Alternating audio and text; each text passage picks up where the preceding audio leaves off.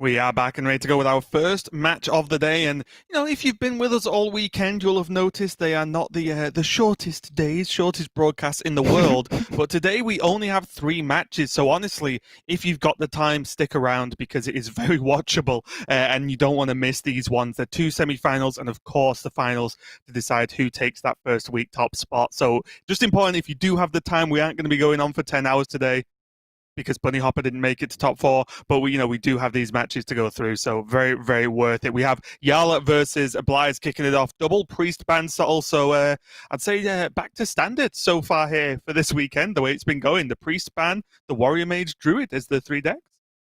Yeah, we I think diverted a little more from this on day 2, but this was very much the story of day 1, was priest bans, and then these being the powerhouse classes, and the debate just really being between individual builds, how the 1-cost spells were made up in the tempo mage and what late game threats were being thrown in there, what build of druid we were looking at. Those are just kind of the questions, whereas Europe as a whole does seem to have homogenized a little bit on what the power classes are, and this is what most of the players have settled on. So we're going to see a mirror-ish match in terms of classes and archetypes, but 2 monumentally different playstyles going up against each other.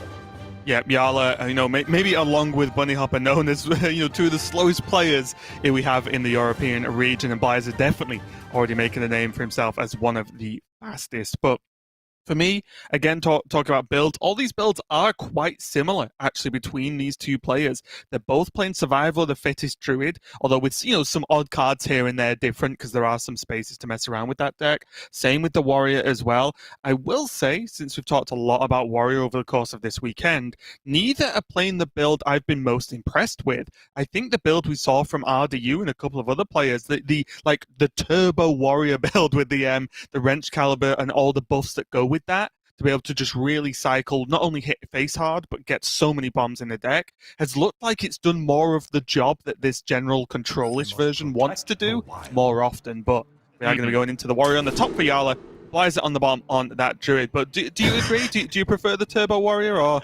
I haven't put enough time in to really have trademark subtle strong opinion on this one, so I don't want to just sit on the fence about it. My initial impression is that the Rattlegore that's been in these decks that xBlyzes is running, for example, has impressed me, just as that sticky tool that can go late against other control decks if you don't just get turbo bombs, because I think if you are playing turbo bombs, you're very, very all in on Wrench Caliber, and sure, you're really likely to draw it because there's essentially 4 copies of it in the deck.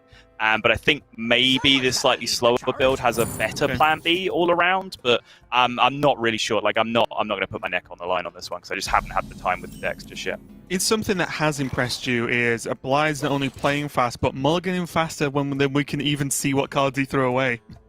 And his very special relationship with Kael'thas.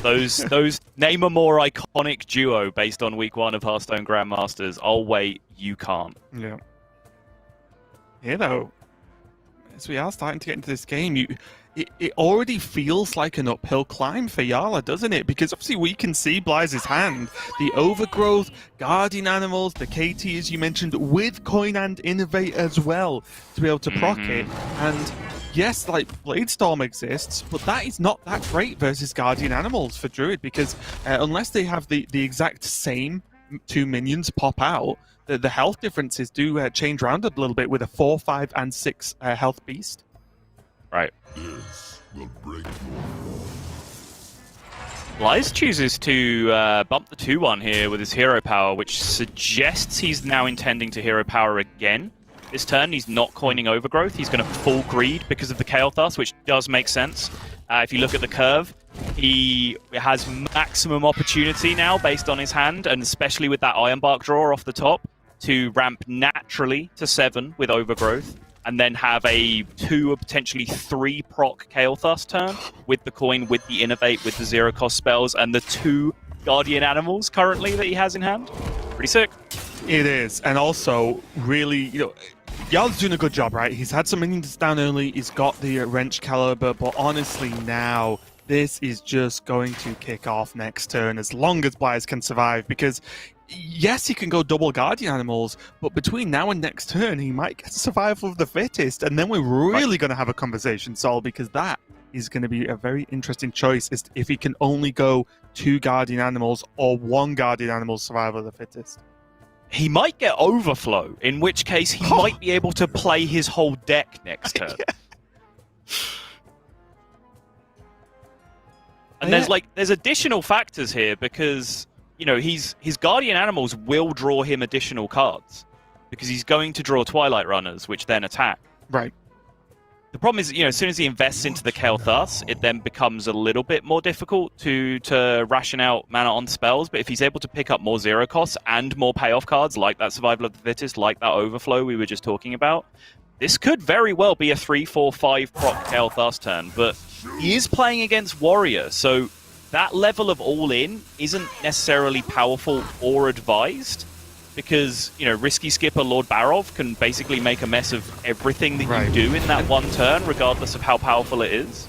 And that's why I think it's very interesting that if he has the choice, he might actually do almost anything to lean away from the double Guardian Animals, right? Because like you mentioned, you don't want to just splurge everything on the board at the same time for it to be cleaned up in one go. Right. Yeah, you see, just holds back. Just straight up Guardian Animals say go. And this is where we see this isn't like a super, you know, big brain, insanely high level play, but it is where you start to get to see once the meta has settled, in which it's not settled in general, but in the tournament meta it has, because now the players have played so many games against this warrior, against all the other decks that people have brought. In a general game, you probably would just pop off with KT. Maybe not all the way, but heavily, just because that's what people do with it play Druid, right? But Blyze is just showing a decent level of control and a level of understanding here, and it's gonna pay off for him. I will say, though, from the Bomb Warrior play that we've seen, I do like this Dr. Krasnov. The card has actually impressed me more than I thought it would. Yeah, absolutely.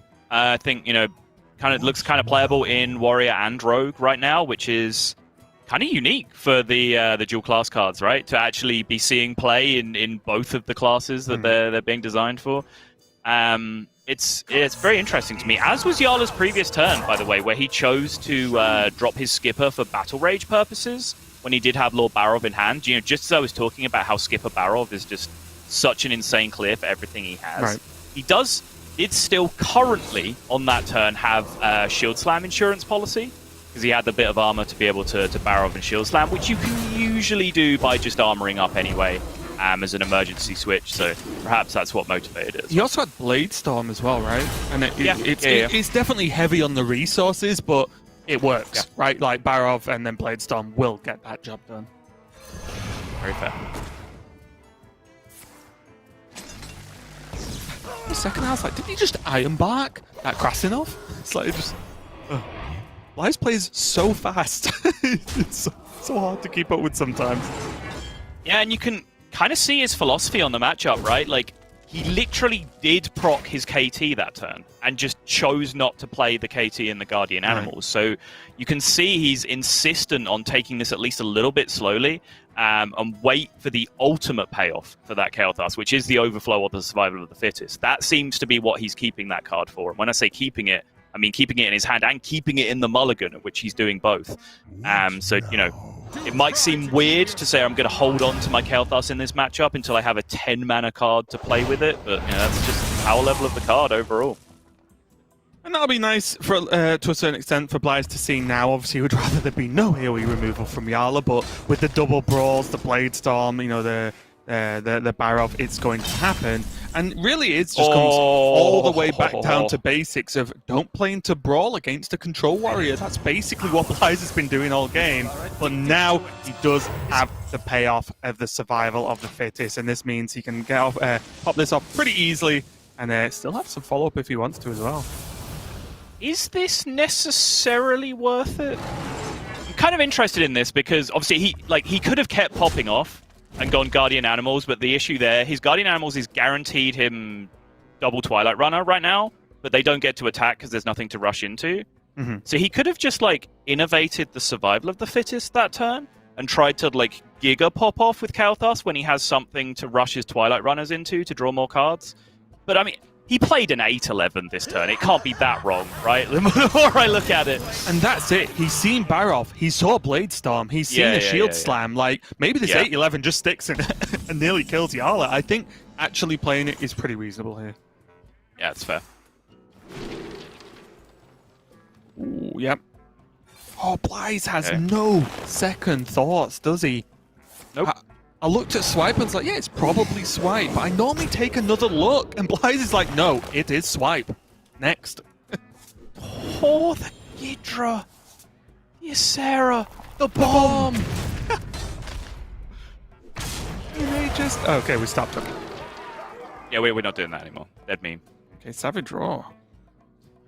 Not Savage perfect, Draw is 12, 16 damage right now. And this with the swipe, there is a lot of health on Blyze's side of the board, which means these bombs are about as bad as they're ever going to be for Jarla. Step 1, he looks alive. He's still green. So it appears that his face has survived this onslaught. Oh, wow. That is not a bad outcome for Blyze whatsoever. Very low impact bombs there. His Corsair Cash is in hand now, so he does still have a second Wrench Caliber, right? He does. He still has an Ankar as well, though. Got 2 Corsair Cash, so it doesn't matter. He can always just pull Wrench Caliber, go face, and cross the fingers, because I think he doesn't have too many other options. A Brawl doesn't cut it if he goes Brawl, because he can't shield block the draw, then Armor Smith Brawl. He could go Battle Rage into Brawl with the Armor Smith, and Armor Smith has to win. Yeah. He could draw. He could draw a removal and be theoretically alive from his perspective, but we can see the Savage Roar, which makes things messy. It does seem like draw bombs, and there's currently 2 bombs in 13 cards for Blyze. If Jarla Wrench Calibers him in the face, there's 3 bombs in his deck, and he only has to draw 1 of them. So it's just a straight up 1 in 4 1/3 from that point for you to win the game. Right. Gotta be this, right? First time. Yeah. Here we go. The game's going to come down all the way to this. Blyze did pop up with a ton of damage. Jarla already shaking his head. I don't know whether that's because he's a little bit ahead of us, and yes. 3 in the deck, 13 cards to draw from. He was favoured to win there, but of course he was clenching fiercely as he was awaiting that draw off the top. But he did manage to dodge the bomb, and Jarla is going to go down 0-1 in this one. And Blyze, yet again, just a really nicely executed game of Druid. He seems so at home playing this deck. Right. We've been talking about how, I think yesterday there was a game where he procced his Kael'thas 3 times before the rope even appeared, which is like ridiculously out of character for a European Grandmaster who generally don't do anything before the rope appears and then try and squeeze everything into that time. He was just done with his turn, which had 14 actions in it before the rope even appeared, because he just started immediately. And we've seen him doing the same thing with huge Sorcerer's Apprentice Evocation Tempo Mage turns as well. Like, you put it best, like, he just doesn't seem to have any second thoughts. His first thoughts are just really good, and he goes with those over and over again. That's just it. There's no safety net. There's no security. He just trusts his instincts, and he plays Hearthstone. It's really refreshing.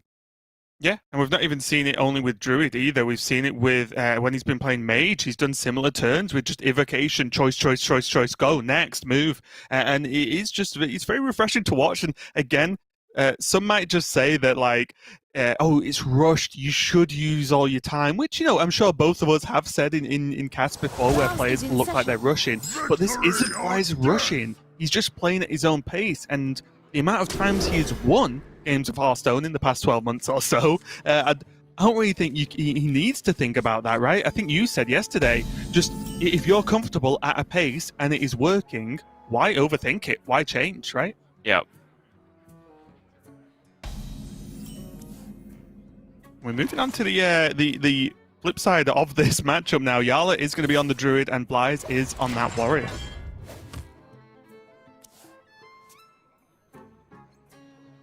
And again, just a reminder, these decks are not card for card the same from both sides, but they are quite similar. Jarla is on the survival of the fittest choice with the druid there, and Xbyzes is on the more sort of control side of the bomb warrior, although he isn't playing the Krastenov, but he is playing Rattlegore, so he does have that just option to just drop it down, get the job done. But how good is that versus Druid? Because I feel like Druid has a potential to just ignore a single 9/9.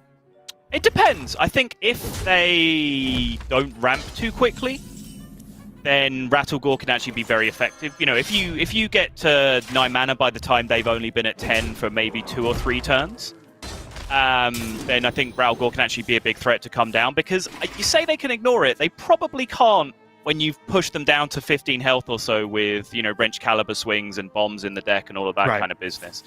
The problem is that they just get huge threats down way before you can get a Rattlegore into play, so if that's the case, then it might be a little bit more problematic.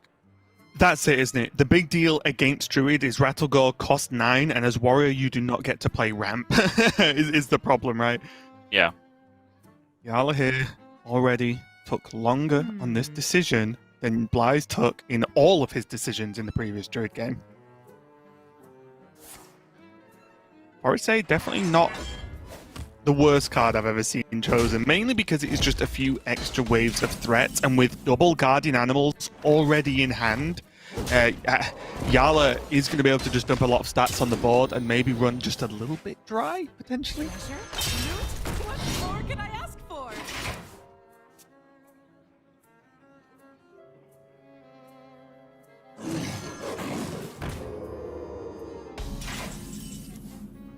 Twilight Runner going to come down here from Jarla. Just standard, not this Druid shenanigans kicking in quite yet. But if it's not able to be dealt with here from Xbyzes, choosing not to try and do something with a Blade Storm, but that would involve shield slamming his own minion. Yeah. And he isn't going to be able to deal with a Runner. And honestly, although Runner's obviously a great card, when your opponent already has 100 cards in hand, it's less of a threat because I guess the impact of drawing 2 cards is lessened when your opponent's hand's already pretty full. Yeah, for sure.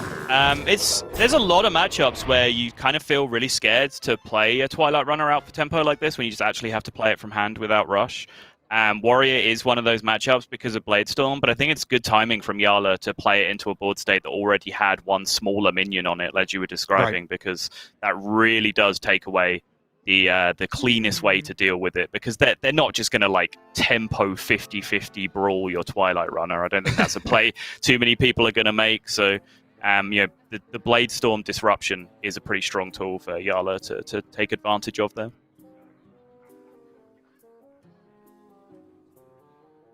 Now already, I think Jarla is just working out where he wants to send these minions, because I would imagine he wants the runner that can go face to go face, because there is 10 armor for Xbyzes now, and you don't really want to just give Xbyzes great shield slams whenever he wants them, especially if Jarla's planning to go into a Mount Seller turn next turn. You don't want to leave your opponent with enough armor to just press one shield slam instantly, and your Mount Seller's just gone, but he chose to just not attack at all. What?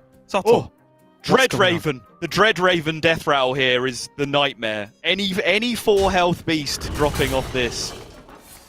Oh, disaster! Oh! Absolute disaster. Oh. And I mentioned Jarla didn't particularly need the card draw, but I think he would have liked the damage. He would have liked some minions, yes. He would have liked something to hit his opponent in the face with. And we're going to kind of see the issue I mentioned earlier. Without taking off any armor last turn, this Mount Seller, even with the 1 Iron Bark, is very killable here for Xbyzes with just 1 mana and a swing. Is Jarla going to have to commit this second Iron Bark? Or is that too much, do you think? How curious. I mean, this doesn't seem like enough is maybe the better way to look at it. Like, sure, this might be a bit of an overcommitment, but I think the other way around was an undercommitment. Checking out how many 4 health beasts there actually were. Educated Elec is a new one that just got added, I guess, but out of the 17, there's only 3, I think. What a lord. Four in total that xBlyzes could have hit there. Porcupine, Apex Predator, Dread Raven, and the Educated Elec.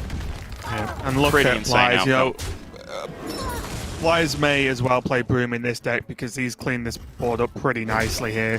Not only did he use the Shield Slam, you know, to the effect we imagined, built a board, gained armor, now there's a Blood Bowl Brute on board as well to deal with. Like, this is going downhill pretty fast for Jarla. And suddenly, this is the position I was talking about, right? Where Rattlegore off the top. Yeah, sign me up. Oh, yeah. You would love to pick up that Rattlegore right now.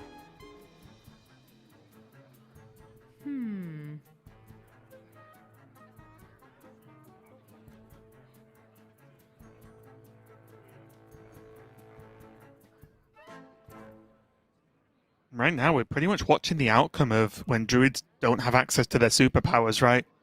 Because there's been no ramp for Jarla. He's playing a fair game when it comes to mana with his opponent, and it's not really paid off by now. I think Jarla would want at least of one survival of the fittest been played by this point in an average game. Sands of time run low. I'm kind of playing this weird mini game where I just like watch xBlyzes filling the time during his opponent's turn because like the pace that he wants to play at is just not being adhered to right now. You just kind of see him just sort of fiddle around, bit of nervous energy, bit of hand twiddling. He's clicking onto his other monitors, like he's just trying to find stuff to occupy the time, because clearly he wants games to be played much, much quicker than this. It's kind of interesting to me, just watching him trying not to go insane, waiting for Jarla to play. Well, if any of you players want suggestions on, something else you can get into, it is the room meta game that I feel like Bank Yugi has started to begin now with. How big is your room really versus how big does it look? Because that might be something you can get involved with your webcam if you're a Grandmaster and you want to spice things up a little bit. Bank Yugi's 60-foot long room with a full-size dartboard at the other end? Yeah. Oh, amazing. But imagine if there's other things. Someone just like tapes like a tiny doll chair to the to the bottom of this, so it looks like there's some kind of chair set up in the distance. Yeah. This could happen, Sol. I'm excited. But most importantly, xBlyzes is still ahead on board. The second Brutes come down to help clear up this Forest Aid. There's a second one for Jarla, of course, and he finally gets the survival of the fittest. So for the comeback potential, Jarla has at least done step one, I would say, and just get one survival of the fittest played. Then see what you can do after that. Yeah, absolutely. And I think that's what the play was about on the previous turn. Jarla was really deep in the tank on the previous turn. And I think that's kind of what it was all about, just trying to find some way to set up this kind of line. But look at this now from xBlyzes as well. Bombs after bombs in the deck, and now Skipper Blastmaster Boom in his hand, and the only minions Jarla currently has are just 2 1-health minions that will get blown away by the Skipper anyway. This is just getting absurd. And it's not as if he can really make a great Mount Seller board, although arguably you can go Mount Seller, Vate into Overgrowth. So you can actually get something done, and maybe you can make more minions than I initially thought, but the rest of his hand just does nothing right now. Do you know how scary drawing cards is right now? Pop quiz, how many bombs are in his deck, Raven? All of them. Is it 5? 6. Oh, I was going to say 6. Yeah, in the interest of fairness, I have Deck Tracker and Raven as well. Yep. Just for the sake of it. Yeah, I think drawing 1 is worth having a minion on board, right? Like, Jarla needs to win this game, and xBlyzes has 53 health right now, so I think drawing 1 is fine, but do you think it's too much of a risk? How does he win this? Oh. What if he gets a taunt? I mean, sure, yeah, there is that. 20 cards left, 6 of them are bombs, 1 in 5. I like those odds. Wait, what am I talking about? 1 in 5? What kind of maths is that? Utter nonsense. He got it as well. He did get the taunt.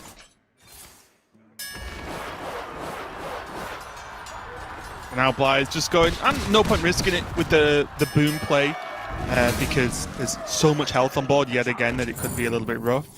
So just going to brawl this away and just keep on cooking. Nobody loots these ruins but me. Yep, smack the face again.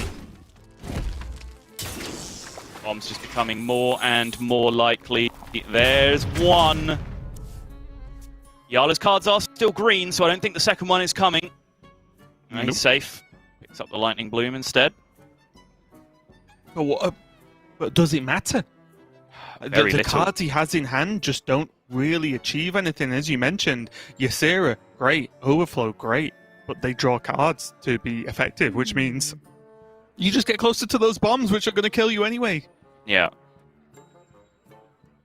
Yeah, Ysera is functionally neutral, but you are then incentivized to draw lots of cards yourself Yes. in order to pay it off. And that's the problem. If you're not going to pay it off, then you played a 9-mana 4/12 without Yep. taunt, right? So it is quite pointless. Xbyzes, hurry up and concede, he's saying to Jarla. Well played. Let's move on to the next game. I have no time to waste. Time run low. Get out of my game! This is my Grandmasters! You just live in it! Jarla here, filling his hand to overflow to try for maximum opportunity to not draw bombs and burn as many of them as possible. Well, there's one. He isn't dead though, because he's playing cards still. One burn, two burn. He drew one bomb and burned 0 bombs, so that plan did not work out for him whatsoever. Doesn't matter anyway. Anyway, he's even going to go with the boom. He could just shield slam and hit him in the face.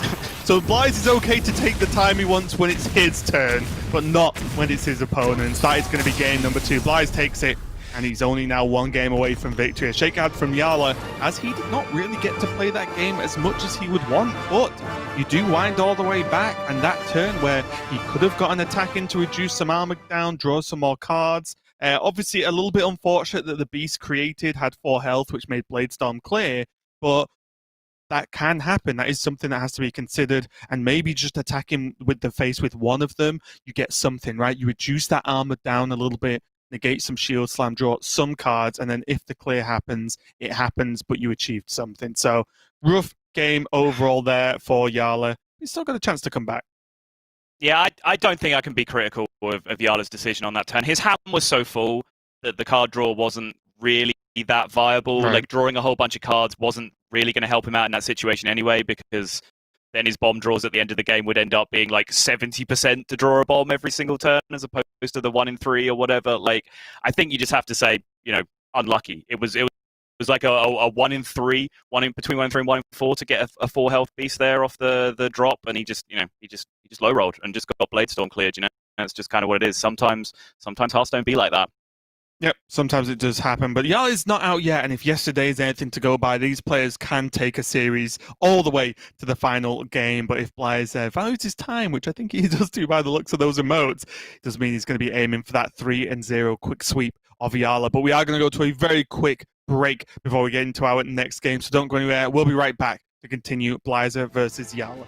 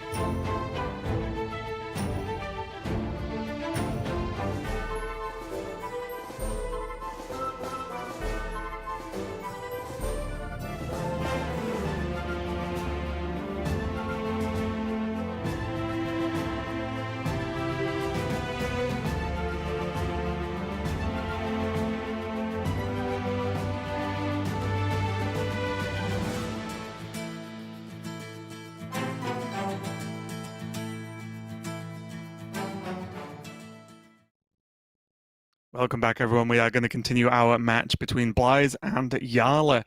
xBlyzes is blitzing through this series of Hearthstone and even trying to nudge Jarla to finish his turns quicker when he thinks he's already won, which was very, very funny indeed. But he does have this mage as his last deck to go up against the full lineup of Jarla. And honestly, Saul, I know you're on the xBlyzes hype train, but he is instilling me with more and more confidence the more and more we already see him in GM, right? It's like less than a week in right now, and he's looking to be, an absolute powerhouse already.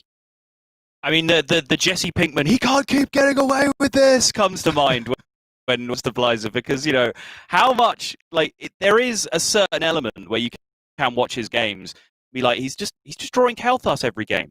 He needs his opponent to drop a 4-health beast.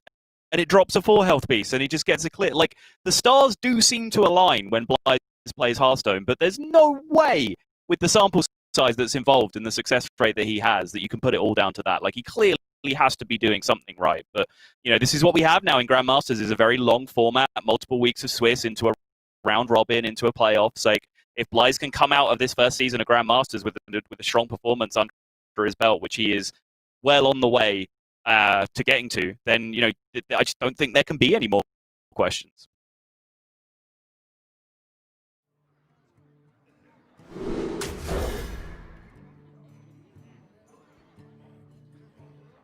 It looks like we are going into game number 3 now. xBlyzes looking to absolutely run through this series. He is on the tempo mage, but you may have just seen flashed up before we started the game. He is currently running negative with this tempo mage, 7 and 8 record overall.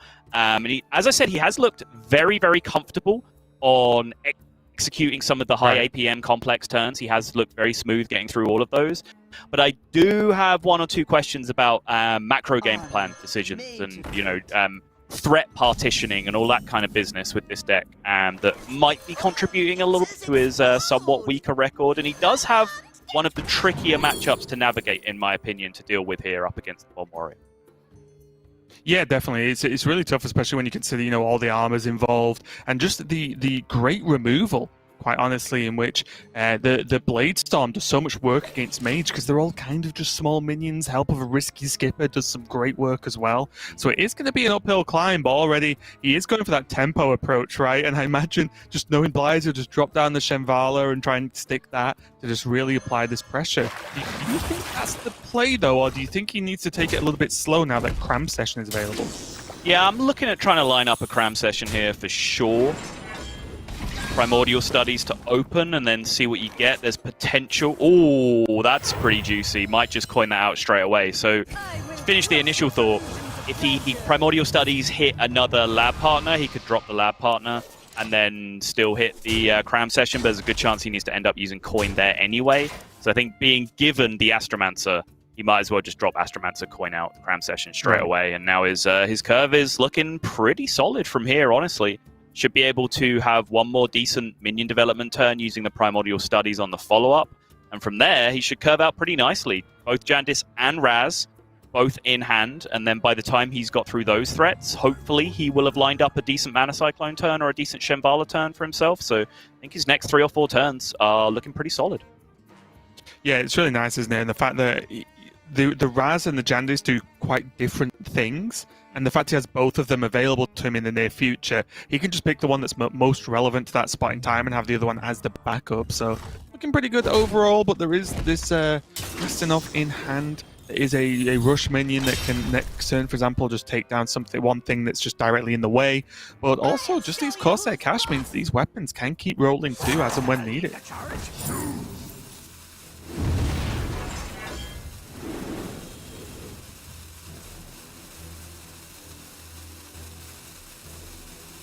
No way to get this Blood Boil Brute down for 0. So Jarla will just have to play it now if he wants to.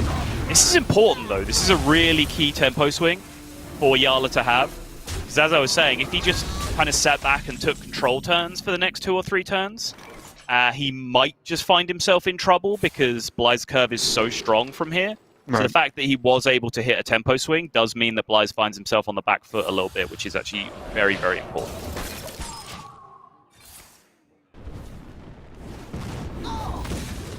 Yeah, even just going for the freeze on the Blood Bowl Brute. Although it's, he stopped taking damage for a turn, it's still there. It still has to be dealt with. And it's also not really the best evolved target, because you're often, even if like all 3 hit, it's often left with like an okay sized minion. It's not going to reduce it down to a 1/1, right? That's just easy to clean up. So yeah. Blood Bowl Brute is something that BlyzE does have to either piece together a plan to deal with, or decide to try and freeze out for the foreseeable future. Right. It's actually currently a little small for a 7-drop, which is why it's generally such a good target to evolve when you get the right lackey. So devolving missiles isn't going to nerf it that much on average, although guaranteeing that you can hit it all 3 times is actually still pretty huge. Yep, take those. Didn't even see them. Did you see them? I didn't see them.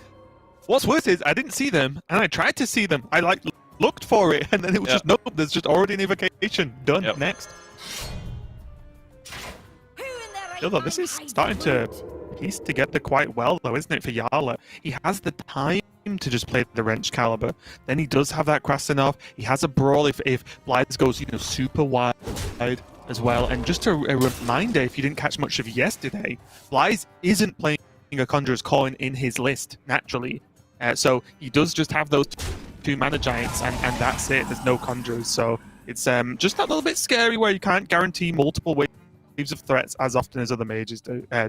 Sorry. Yeah, it's absolutely right. It does make his life a little bit more awkward. It does go to explain some of his heavy tempo play that we have seen in some of the other matchups. Because he is a little bit less combo focused. That is kind of a natural byproduct of not running Conjurer's Calling in your list, is that you are going to have less powerful pop-off turns where you go Sorcerer's Evocation, Zero-Cost Giant, Conjurer's Calling, boom. But without that available to you, unless you actually generate the Conjurer's Calling, I think the deck is inherently slightly more tempo-based. Now we see that Krasinov just get some work done. Because there's still 2 more swings at this Wrench Caliber. Krasinov has to be dealt with. Skyvert is going to draw Jarla just another card. And even if the weapon's gone, Jarla, you could argue actually Jarla has too many weapons because of that Horde Pillager in his hand as well, right?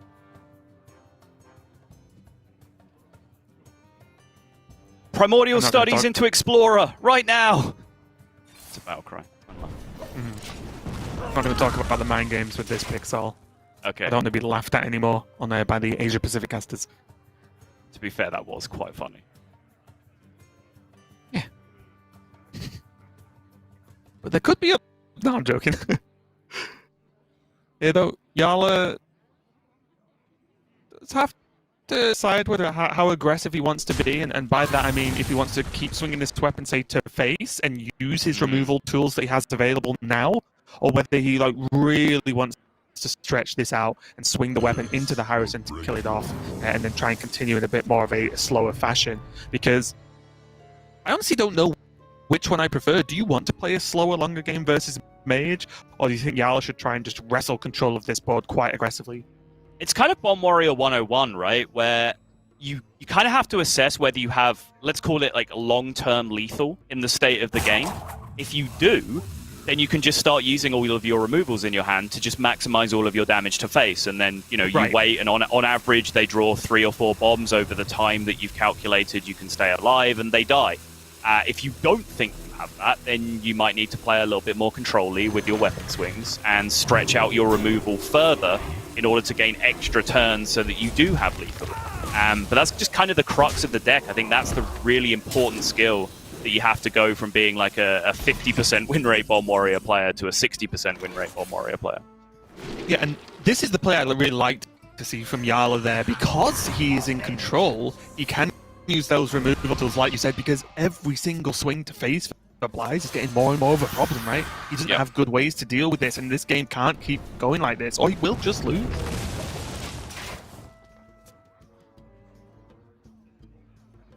Now we just have to look at his hand and work out what he can do to get this evocation procced, as well as to get these mana giants reduced down to 0. Because it might be one of those games where he just has to try and just drop them both, go for one big push and hope. Right.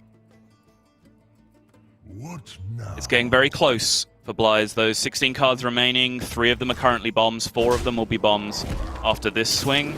One of them's a Prime, 2 of them are Sorcerer's Apprentice, so there's only 3 potentially game-winning cards, 4 potentially game-losing cards in the deck for him right now. It's starting to... The deck is quite literally starting to stack against him. Mm-hmm. And now we can even use this Blood Bowl Brute to trade into the Thanos, so that, yes, you can argue no matter what happens, the card draw can and will happen on any player's turn. But if he does it now, he removes the spell damage bonus from xBlyzes' turn that the Thanos gives. So I do think I like this, actually. Force a card draw, maybe get closer to the bombs, and just take that spell damage away from xBlyzes. Also, yeah, I was going to say, as weird as it sounds, he could also just choose to do that same thing with a Blood Boil Brute for 2 more damage face, which I'm kind of into. Like every... Wait, that's what I said, isn't it? Oh, is it? Sorry, I thought you were... Yeah. I thought you said, Use the Blood Boil Brute to trade 2/5. in. Okay. Yeah, I think this makes sense, because every point of damage face is just worth its weight in gold right now. And small thing to note as well, I imagine there are worlds in which that trade would have happened on the Jandis if xBlyzes was playing a Conjurers in his deck. But he is not, that's so true. it means that trade is allowed. He gets like the bonus extra. It's very fair.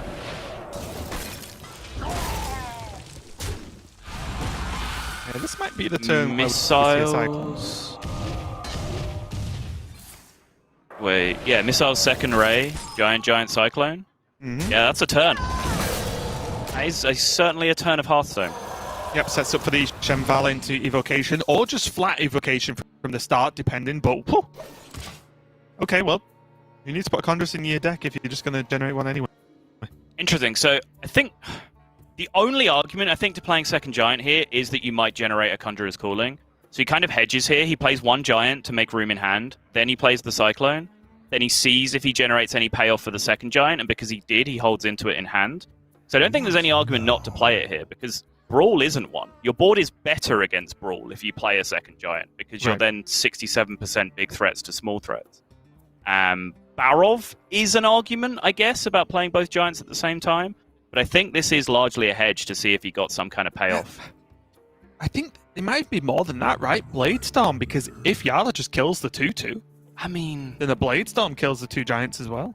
Do you think you're in a position where you can play around combos of kill your small minion plus Bladestorm right now? Well, Because I don't. I think for want of not generating 1 extra card and having the choice, yes. Right, but I'm saying if that choice happened and he didn't get a Conjurer's Calling, would you have then played the Giant or not? Oh, yeah, I think if he didn't, yes. Yes. Right. That's what I'm saying. The choice to hold 1 was very good from xBlyzes, I think. Yeah, agreed. The Barov does come down, clear up the first wave. Another Wrench Caliber swings for the face. Puts xBlyzes to 9, and xBlyzes has a lot of bombs in that deck, but he would have overdrawn 1 anyway, because he was on 10 cards, so maybe that's another consideration too.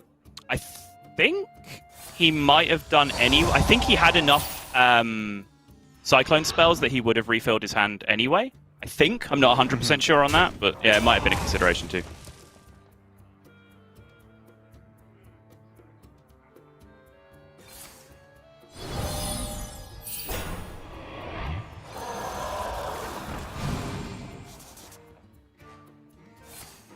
Ooh, Frostbolt. Are you surprised he didn't just Frostbolt face there? A little. I think using the 0/2s to tank the 4/1 and maybe preventing another bomb is more survival on average. Good outcome off the Brawl, though. Jarla counters it by playing a 3 health minion anyway. 6 bombs in 15 cards, above 1 in 3 for each bomb draw. He does need 2, though.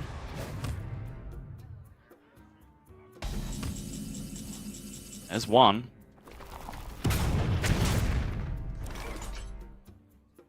Ooh. Okay, hear me out. Yes. This is always power of creation for Cartots.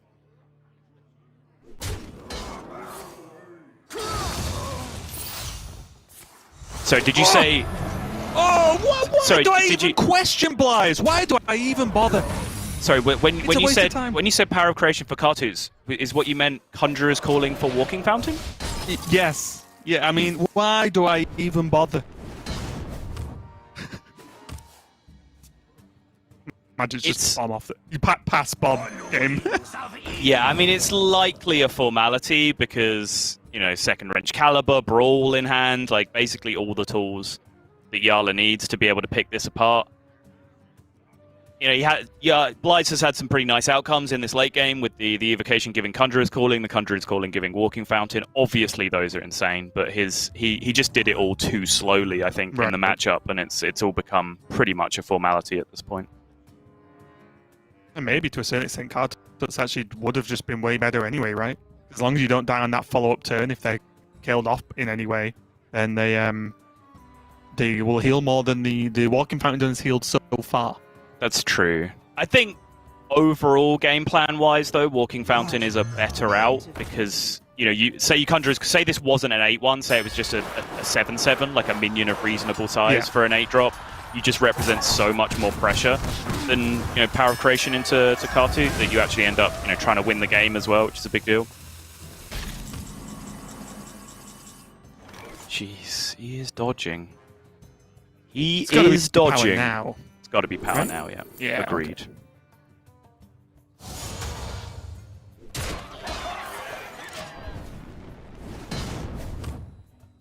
Well, suddenly, this game's becoming more and more simple as time goes on, as Jarla is probably just going to swing this wrench caliber to set up lethal next turn. Mm-hmm.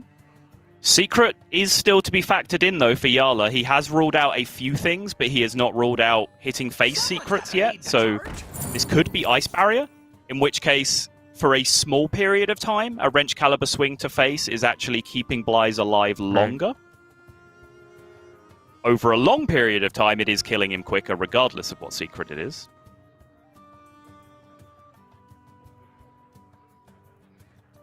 Sky General Crag allows him to hero power and put a little bit of a speed bump taunt in the way, but it looks like Jarla is just saying, no, I'm going to go for the Wrench Caliber. Nice. Really good hedge from Jarla. Puts the extra bomb in, recognizes that he has the health to play with, but doesn't want to test the secret. Oh my god, he dodges again. 6 bombs, 13 cards. Frostbolt! Does he go Netherwing here, actually, as well? I would expect so, yes. I think so, right? Yep. Pushes 18?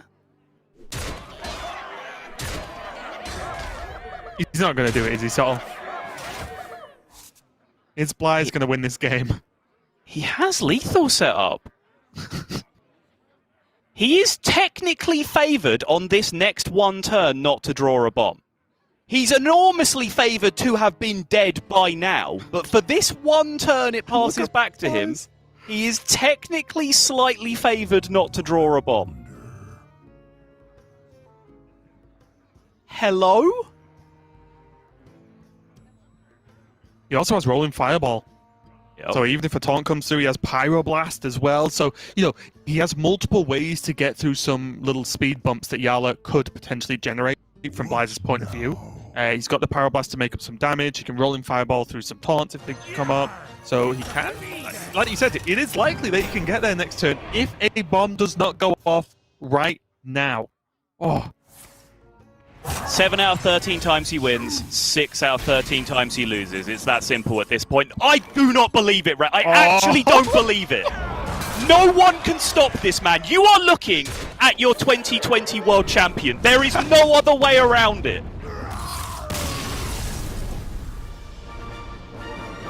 He just does it. That's all there is to say. xBlyzes, and you see how animated and how much it means just to win this game, win this series, and move on to the finals in his first week of Grandmasters.